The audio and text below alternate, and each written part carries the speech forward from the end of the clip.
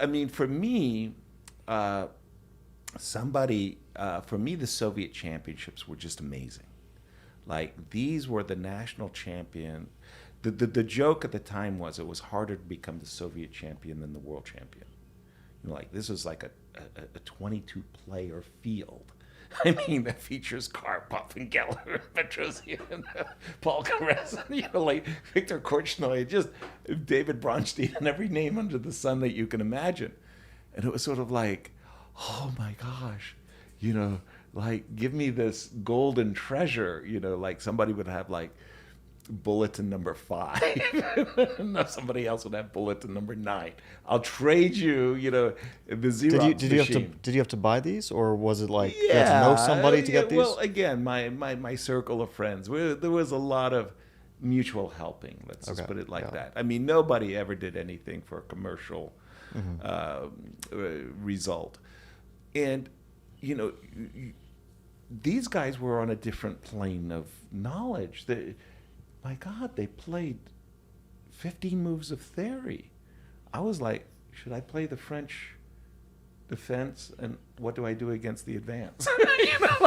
Okay, so I have a question for you. It was crazy. Yasser. So it's a different era. This is, and the tools. I had no tools. But also, there's something about the Soviets, right? Yeah. And you see it portrayed in movies as well. They always go and chat together, right, with each other. And I remember as a kid as well, I was playing tournaments, and nobody actually had any problems with kids speaking to each other in the middle of the game, right? That disappeared. I think it was maybe like 15 years ago. That disappeared. Now, if you talk to anybody, the arbiter is going to come to you. And you're not allowed to talk to your opponent or anyone else. Right. I feel the emergence of the engines maybe influenced that a little bit, right? Because anybody has an engine, if you say one engine move, you win the game, basically, right? At the right moment. But how much do you think the Soviets were actually, 15 moves of theory? He knew 10, and then he goes and speaks with his buddy in the middle of the round, and his buddy says, yeah, we discussed this, you can play that move. Yeah, virtually zero. Seriously, virtually zero. I think this is such a myth from Western haters, if you will. First of all, I remember this wonderful quote, Bobby Fischer saying, "You Soviets cheat." And Paul Caress saying, but Bobby, Tigran Petrosian, he's from Armenia, and Efim Geller, he's really great. And he goes through all of these countries, And Bobby says, I don't know, you're all Soviets to me. So the idea was that in the West, we kind of viewed the Soviet Union as some, autocratic state where the citizens were these robots, who pledged their allegiance to the Communist Party and did everything to make their success possible. And in truth, those Soviet guys hated one another. They were trying to beat the hell out of each other.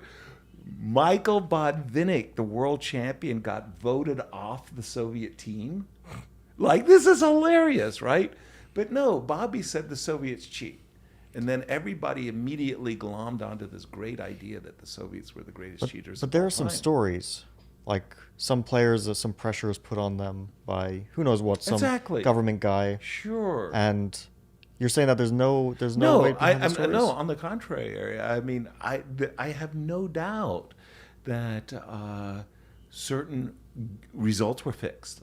Let's say somebody needed one win in the last round game to get a Grandmaster title or a Grandmaster norm. They were so hard to get that I don't have any doubts that there were certain moments where you go, oh, that looks like a really, really, really suspicious game. And, these kinds of things. I'm not even talking about this being done in bad faith. I'm just talking about you going and chatting with your buddy in the middle of the round.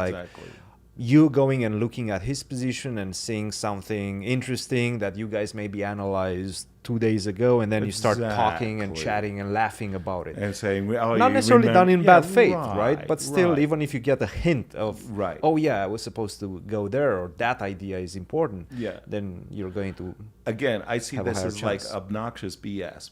seriously, because you got to understand, imagine Viktor Korchnoi, the Soviet bastion of Soviet chess, playing in a competition with Tigran Petrosian. And Tigran Petrosian, is playing Bobby Fischer. And Bobby slips and makes an error in the opening. And Victor, slaps Petrosian on the back. Come with me. Go to the bathroom.